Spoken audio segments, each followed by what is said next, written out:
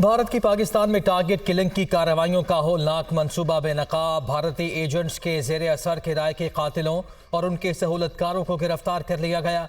एक वारदात में पाकिस्तानी शहरी मोहम्मद रियाज को रावला कोट में मस्जिद में कत्ल किया गया।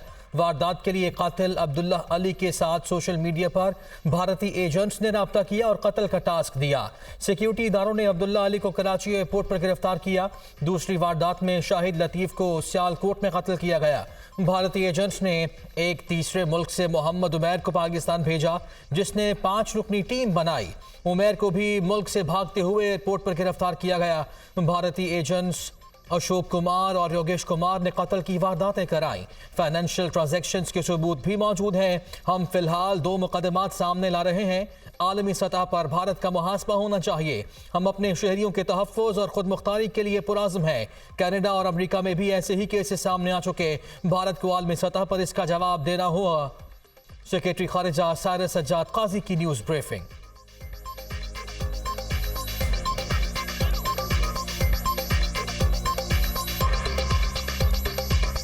On 11 October 2023,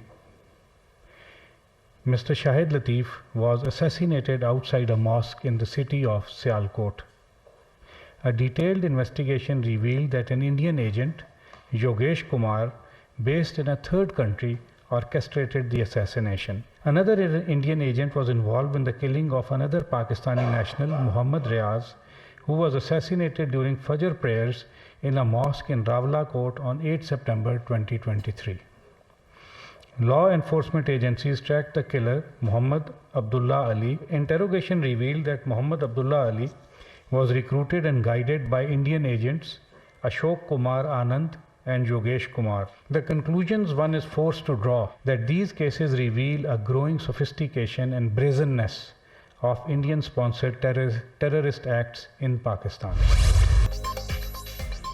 कानून के मुताबिक पीटीआई को बल्ले का इंतखाबी निशान नहीं दिया जा सकता। इंट्रा पार्टी इंतखाबात का ना होना आईन और कानून की बड़ी खिलाफ वर्जी है। किसी जमात को मामूली बेज़ाब्तगी पर इंतखाबी निशान से महरूम नहीं करना चाहिए। पीटीआई को बल्ले से महरूम करने की सारी जिम्मेदारी पार्टी मामलात चलाने वालों पर आयद होती है। जिम्मेदारी उन पर है जो पार्टी में जमहूरियत नहीं चाहते। इलेक्शन कमीशन को ये इख्तियार हासिल है कि वो इंट्रा पार्टी इलेक्शन ना होने पर इंतखाबी निशान ना दे। जब इलेक्शन कमीशन ने इंतखाबात के लिए 1 साल का वक्त दिया, उस वक्त इनकी हुकूमत थी। मुतअद्दिद नोटिस जारी करने और इजाफी वक्त देने के बावजूद इंट्रा पार्टी इंतखाबात नहीं कराए गए। तहरीक-ए-इंसाफ ने इंट्रा पार्टी इंतखाबात के इनेकाद में कानूनी तकाज़ों को नज़रअंदाज किया। इंट्रा पार्टी इंतखाबात में अपने ही मेंबरान को लाइल्म रखा गया।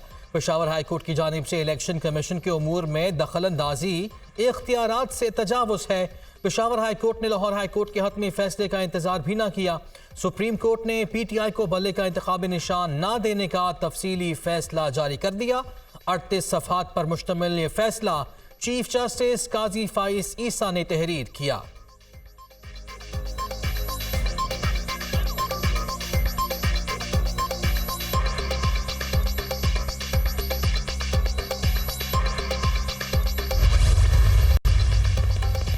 इलेक्शन कमीशन ने इंतखाबात में आर्म्ड फोर्सेस के लिए ज़ाबिता क्लाक जारी कर दिया। सिक्योरिटी के लिए पुलिस दर्जा अव्वल, जबकि सिविल आर्म्ड फोर्सेस और अफवाज पाकिस्तान सानवी दर्जे के जिम्मेदार होंगी। बैलेट पेपर्स की छपवाई के दौरान प्रिंटिंग प्रेस की सिक्योरिटी पर आर्म्ड फोर्सेस को तैनात किया जाएगा। बैलेट पेपर्स की डिस्ट्रिक्ट रिटर्निंग ऑफिसर के ऑफिस तक तरसील भी फोर्सेस की जिम्मेदारी होगी। वोटों की गिनती मुकम्मल होने के बाद आर्म्ड फोर्सेस इंतखाबी सामान रिटर्निंग ऑफिसर के दफ्तर तक पहुंचाएगी। आर्म्ड फोर्सेस किसी सूरत इंतखाबी अमले की जिम्मेदारियां नहीं संभालेगी। फोर्सेस ने अहलकार बैलेट पेपर, स्टैंप और फॉर्म 45 समेत कोई इंतखाबी सामान अपनी तहवील में नहीं लेंगे। प्रिजाइडिंग ऑफिसर, पोलिंग एजेंट और रिटर्निंग ऑफिसर के काम में मुदाखलत नहीं कर सकेंगे। पोलिंग स्टेशन के बाहर किसी बेज़ाब्तगी की सूरत में आर्म्ड फोर्सेस कोई रद्द-ए-अमल नहीं देंगी। संगीन बेज़ाब्तगी पर मामला प्रिजाइडिंग ऑफिसर के नोटिस में लाया जाएगा। फोर्सेस पोलिंग के दौरान गैर जानिबदार और किसी सियासी जमात की हिमायत या मुखालफत नहीं करेंगी। मजाज मुबस्सिरीन और मीडिया के अफराद को पोलिंग स्टेशन में दाखिले की इजाज़त होगी। इलेक्शन कमीशन का ज़ाबिता अखलाक।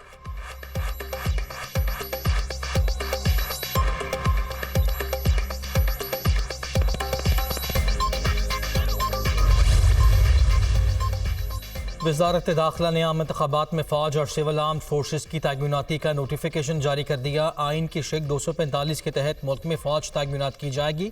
फ़ौज क्विक रिस्पांस फोर्स के तौर पर हसास पोलिंग स्टेशन के बाहर तैनात होगी। ये तैनाती 5 फरवरी से 10 फरवरी तक होगी। Civil armed forces printing corporation of Pakistan में भी तैनात होंगी।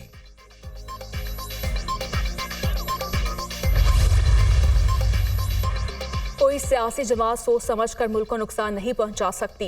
सिर्फ एक फितने ने मुल्क को मुआशी तौर पर नुकसान पहुंचाया। गुलाम इब्ने गुलाम हमें आज़ादी सिखा रहे हैं। सियासत चलाकी के साथ इक़्तिदार तक पहुंचने का नाम नहीं। हमारी सियासत शरीयत के मुताबिक है। हमें अपने निज़ाम के लिए कुरान और सुन्नत से रजू करना चाहिए। अमीर JUI मौलाना फजल रहमान का मुल्तान में खिताब।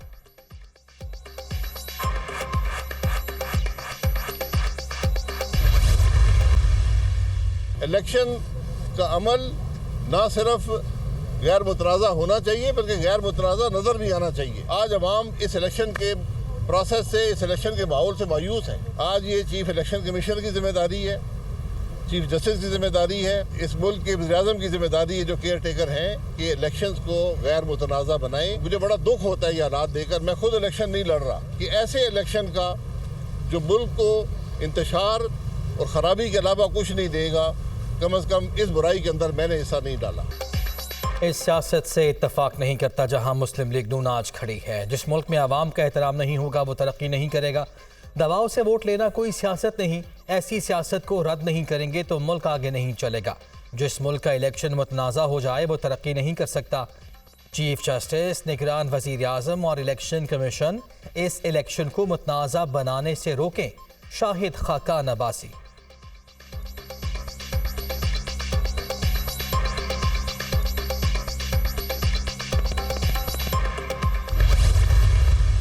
कॉन्फ्रेंस ने यक ज़बान होकर ऐलान किया कि पाकिस्तान तहरीक इंसाफ की मौजूदा क़यादत कानूनी, सियासी और इखलाकी तौर पर पार्टी की रहनुमाई के हक से महरूम हो चुकी है।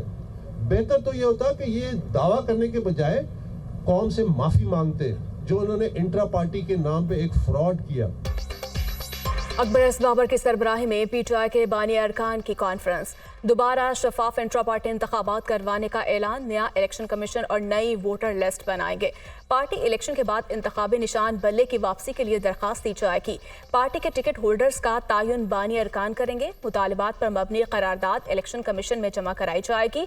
तहरीक इंसाफ के मौजूदा बैंक अकाउंट्स को मुंजमद किया जाए। तहरीक इंसाफ को कब्जा ग्रुप से आज़ाद करवाएंगे। अकबर एस बाबर की न्यूज़ कॉन्फ्रेंस।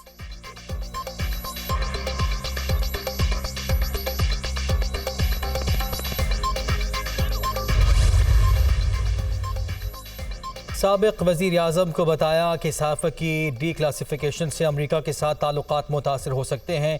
साबिक वज़ीर ख़ारिजा को भी मशवरा दिया कि अमरीका से मुंसलिक रहना समझदारी होगी। 28 मार्च को अमरीका से नोट मौसूल हुआ कि अमरीकी अवामी बयान पर तशवीश है। साफ़ा केस में साबिक सेक्रेटरी ख़ारिजा सुहेल महमूद के रिकॉर्ड कराए गए बयान की तहरीरी कॉपी सामने आ गई। 29 मार्च 2022 को मुझे मुलाकात के लिए बनीगाला बुलाया गया जो पहले से तयशुदा नहीं थी। उस मीटिंग में साबिक वज़ीर आज़म के अलावा वज़ीर ख़ारिजा शाह महमूद कुरैशी और आज़म खान भी मौजूद थे। बनीगाला में होने वाली मीटिंग मुख्तसर थी जो बगैर किसी नतीजे के ख़त्म हो गई। सुहेल महमूद।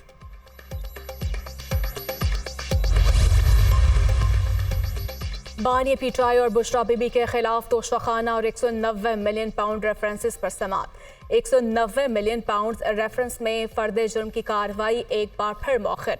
एहतसाब अदालत के जज मोहम्मद बशीर की अडियाला जेल में समात। केस पर मजीद कार्रवाई 27 जनवरी तक मुलतवी। 9 मई के वाक़यात के मुकदमात बानी PTI और शाह महमूद कुरैशी पर फर्द जुर्म आयद करने के लिए 6 फरवरी की तारीख मुकर्रर। अदालत ने मुल्ज़िमान में मुकदमात की नक़ूल फराहम कर दी। इंसदाद दहशतगर्दी अदालत रावलपिंडी के जज मलिक एजाज आसिफ ने अडियाला जेल में समात की। बानी PTI के खिलाफ 12 और शाह महमूद कुरैशी के खिलाफ 6 मुकदमात दर्ज हैं।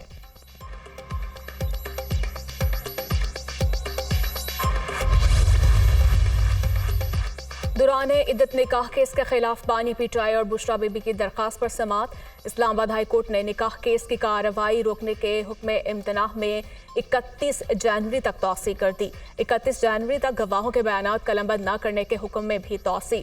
खावर मानिका के वकील राजा रिजवान अब्बासी अदालत में पेश। अदालत ने फौरी हुक्म इम्तना खत्म करने की इस्तदा मुस्तरद कर दी।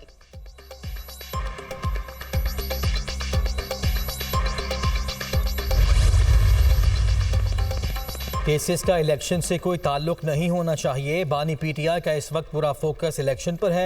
उम्मीदवार इतवार को निकले और मुहिम चलाएं। आइन का तकाजा है कि हर किसी को लेवल प्लेइंग फील्ड मिलनी चाहिए। पीटीआई को मुहिम चलाने की इजाज़त दी जाए। इलेक्शन से ही असल आज़ादी मिलेगी और हम रूल ऑफ लॉ की पासदारी कर सकेंगे। बैरिस्टर अली जफर की मीडिया से गुफ्तगू।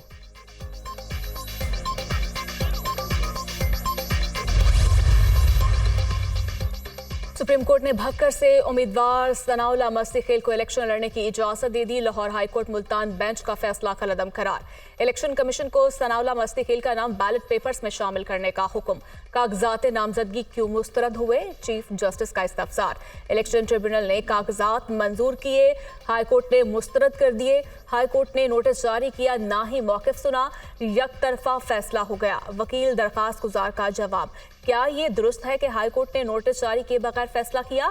अदालत का मुखालिफ फरीक के वकील से सवाल। जी, ये दुरुस्त है कि हाई कोर्ट ने नोटिस जारी नहीं किया था। वकील का जवाब।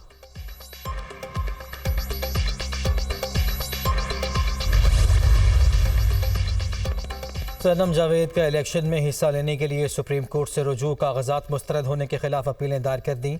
अदालत से ट्रिब्यूनल्स के फैसले को कलअदम करार देने की इस्तदा। सनम जावेद के NA 119, NA 120 और PP 150 से कागजात मुस्तरद हुए थे।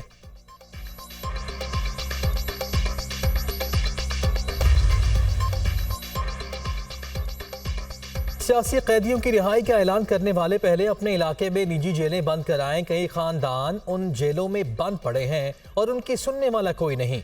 नवाज शरीफ की वज़ारत उज़्मा में कोई सियासी कैदी नहीं था। अवाम ने 2013 में नवाज शरीफ को कामयाब कराया तो उनके खिलाफ साजिश शुरू हो गई। जिन्होंने लॉन्ग मार्च किया और जिन्होंने कराया उन्हें सब जानते हैं। लॉन्ग मार्च के दिलखराश वाक़े को कौम अभी तक नहीं भुला पाई। पाकिस्तान की तरक्की मुल्क दुश्मनों से बर्दाश्त न हुई और नवाज शरीफ का तख्ता उलट दिया गया। 9 मई को भी पाकिस्तान के साथ दुश्मनी की गई। नून लीग इंतखाबात में कामयाब हुई तो मुल्क दोबारा तरक्की की राह पर चलेगा। किसानों को सहूलियात देंगे, नौजवानों को IT की तालीम दिलाएंगे। सदर नून लीग शहबाज शरीफ का मंडी बहाउद्दीन में जलसे से खिताब।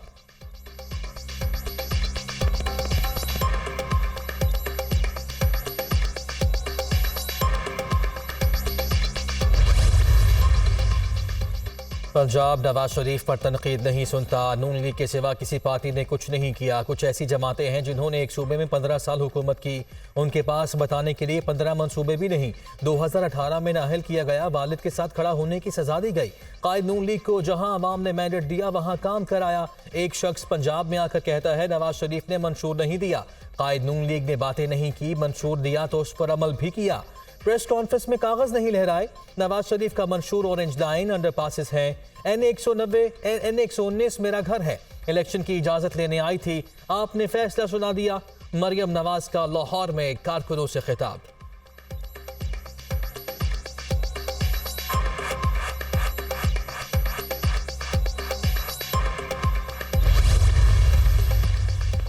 शेर कहता है कोई मेरे लिए शिकार करे और वोट का बंदोबस्त करे तो फिर वो बाहर आएगा। ये वो शेर है जो नौजवानों का खून चूसता है। आपने शेर का रास्ता रोकना है तो तीर पठप्पा लगाएं। अगर आपने किसी और को वोट डाला तो वोट जाया हो जाएगा। आपने 8 फरवरी को तीर को कामयाब कराया तो मैं 9 फरवरी को इनको वापस लंदन भेज दूंगा। मेरे लिए ये हराम होगा कि मैं अपने दौर में कोई सियासी कैदी बनाऊं। हम तो पूरे पाकिस्तान के दौरे कर रहे हैं लेकिन हमारे मुखालिफ घर से ही बाहर नहीं निकलते। आपने पहले कभी इन्हें इतना खौफजदा देखा है? चौथी बार वजीर आजम बनने के ख्वाहिशमंद कह रहे हैं अभी मंशूर पर काम चल रहा है। मैं वजीर आजम बना तो जापान से लेकर अमरीका तक पाकिस्तान के नौजवानों को नौकरियां दिलाऊंगा। Chairman People's Party Bilawal Bhutto Zardari का गुजरात में जलसे से खिताब।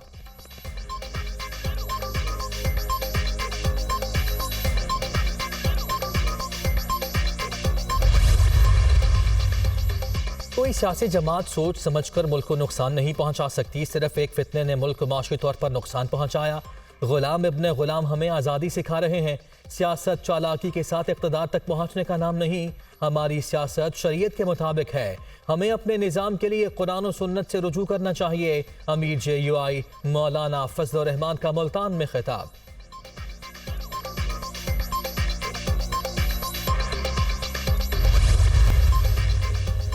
और मरकजी बैंक के ज़र मुबादला ज़खायर में 24 करोड़ 30 लाख डॉलर्स का इजाफा। स्टेट बैंक के ज़र मुबादला ज़खायर 8 अरब 27 करोड़ डॉलर्स हो गए। गुज़िश्ता हफ्ते IMF से 70 करोड़ डॉलर्स मौसूल हुए थे। गुज़िश्ता हफ्ते बैरूनी कर्जों की अदायगियाँ भी की गईं। स्टेट बैंक ने 19 जनवरी तक ज़र मुबादला ज़खायर के अदाद-ओ-शुमार जारी कर दिए।